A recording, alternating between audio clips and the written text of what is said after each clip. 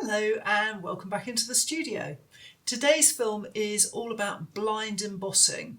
That's to say, printing a block, in this case a lino block, for pressure and the decorative effect that causes rather than for colour. So there's going to be no inking in this episode, it's all about impressing a pattern into printing paper. So we have rather an odd lighting set up for this because we need you to see the blind embossed paper, and that's a little bit tricky, so forgive the unusual lighting. If you've been following this series, as I hope you have, you will have already seen me cut this block. Now I have made a couple of adaptations to it since we made that film just to make it work better. So I cut the initial block, and then I decided that there was a solid edge around it and that wasn't really working very well, so I've cut that away. And I also went back and made all my little cuts a little bit deeper to be more effective. And the upshot of that is that when I blind emboss print it, I can get this decorative result.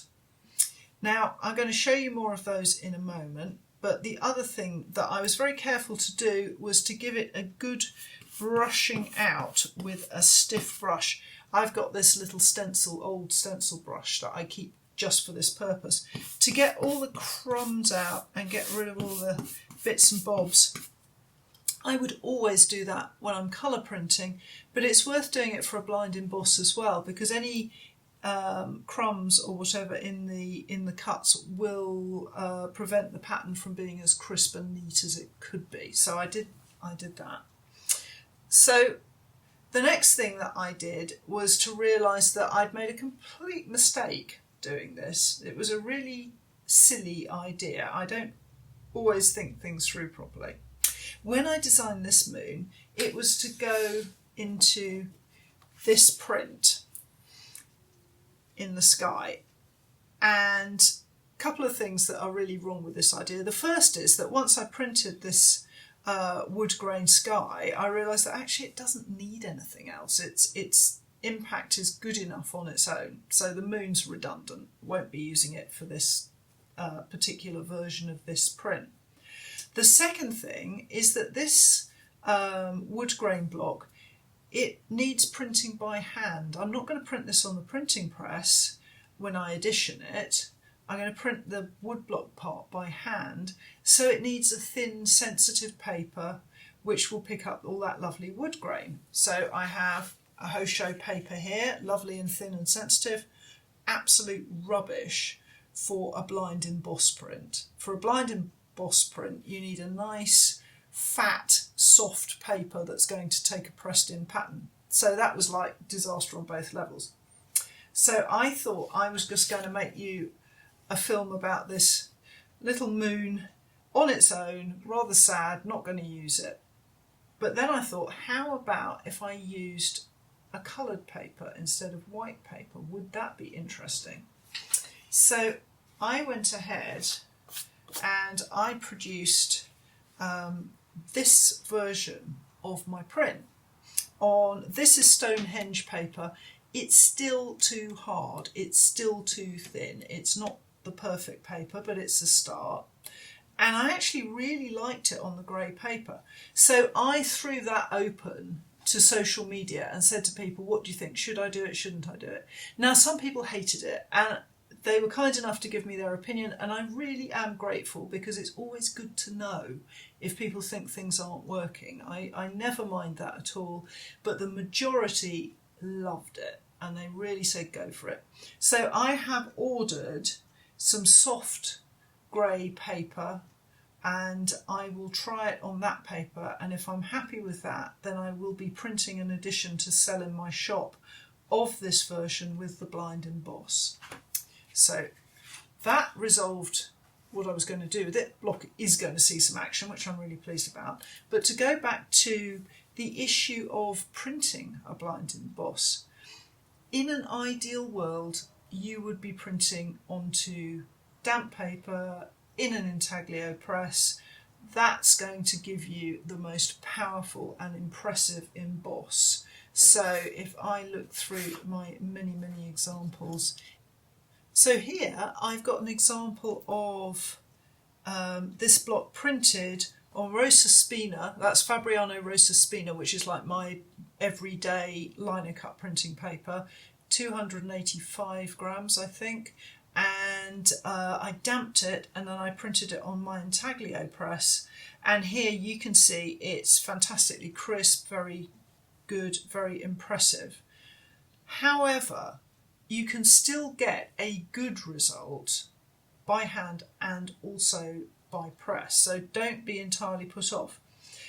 The problem with printing damp on the intaglio press is to do with then trying to print the image and keep all the registration lined up. In order to keep the paper the same size, you would have to print the lino print, or I would have to print my lino print on damp paper, which would be tricky because I'm not set up to do that. And if I printed my lino, the coloured lino ink, onto dry paper, when I damped it to put the block, the blind emboss in, then it would change size and I would probably lose my registration. So I'm not going to go with the wet process. I wanted to show you what can be done without going down that path. So I have got a couple of examples here of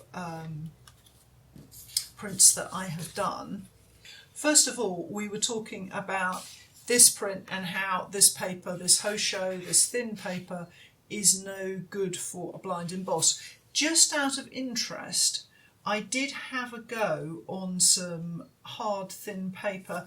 This is another washi. This is Awagami Factory's Bunkoshi Select, which is 70 gram paper, and it's quite a hard paper. It's not very forgiving, and I was able on my lino press to create an emboss. However, I think that on a thin paper like this, it's likely to distort the paper a little bit and maybe make the print a little rucked up.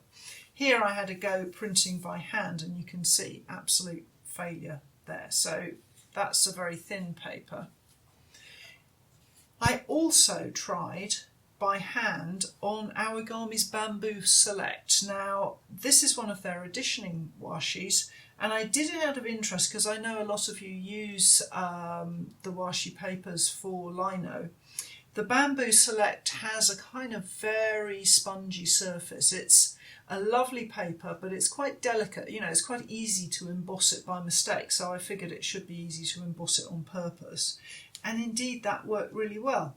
So I tried on dry paper with my glass Baron, which wasn't great actually. It wasn't so satisfactory for this purpose, but then I went over it in a different place with the wooden spoon, and the wooden spoon was actually very effective. So that bamboo is a good example of a paper that really is good for embossing. It's lovely and soft, it's quite heavy. I forget what the weight of it is, but I'll put that in the notes below. So that's the washi, or I might get Ben to put it on the screen, that would be easier. I will ask him to do that. So now I've established that, I also went back to my printing press and tried with my Rosa Spina. And on a printing press, you do get a nice, good, consistent result, and indeed this print was done on a printing press. So if you've got a printing press, yeah, lovely, you're kind of home and dry, because it's going to give you a good result, especially if you choose a nice, heavy, spongy paper to work with. However, I also want to print one for you now by hand with a wooden spoon, so that you can see that is possible. I don't think I would advise going for an edition of 100 or so prints. I think you might be quite sore by the end of that. But let's have a print on my ordinary Fabriano Rosa Spina. Here I've printed up the image, and I'm going to have a go with that.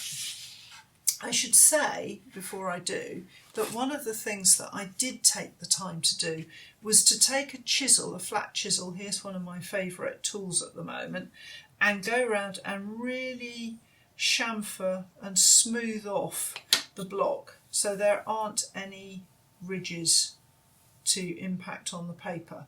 And that's really important because you're going to put a lot of pressure on this, and if there are any hard edges they are going to show.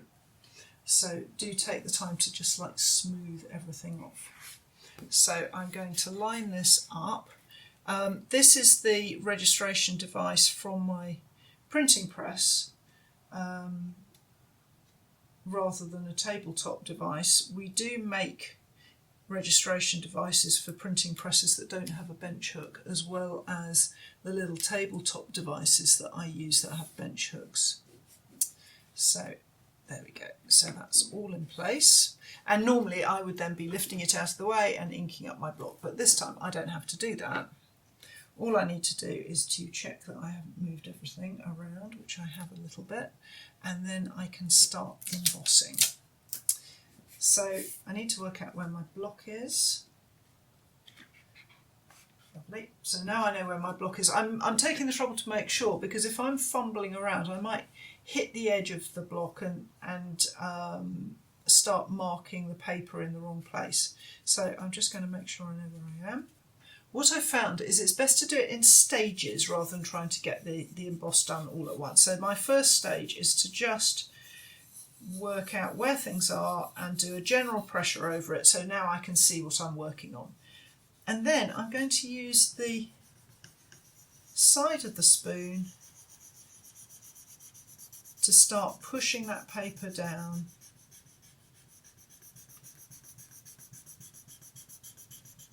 to start taking the emboss. Now, blind embossing is something you see in Japanese woodblock prints from time to time, and I've always really liked it. I like the subtlety of it, and I like the fact that it's almost like a little hidden surprise. So it's something that I don't use very often in my prints, but I wanted to show you, and I wanted to show you that it's quite possible to get a decent result without it being wet on an intaglio press. So now I've worked over it again, and I'm going to speed up now, and I'm just using a sort of zigzaggy motion.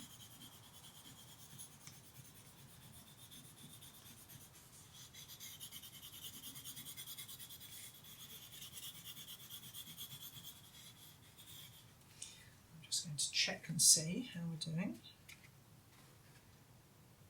It's coming nicely now. Make sure everything's back in place. So it's the edge of the spoon, and I've found this. I have tried it with a Baron, I have tried it with a glass Baron, and I've tried it with a spoon, and the spoon kind of wins every time because you can use the edge of the spoon. And also a wooden spoon, not a metal spoon. A metal spoon is quite aggressive, and I think it would risk tearing the paper possibly. So you can see this is not, as I say, not something I would be wanting to do hundreds of, but it is very charming. When I come to do the edition I'm going to sell, that will all happen on the printing press. I will not be doing this by hand. Okay, let's have a look and see what we've got. I'll just take this off and turn it over, and then you can see. And let me just get it into place so that we can see it properly. So you can see I have got a really nice little print there with a blind emboss done by hand. So it's something that I would suggest you try. It's quite fun to do, and it gives you another kind of option for your printmaking. So I hope you've enjoyed that video and that you will subscribe to the channel and catch up with me again in the studio soon.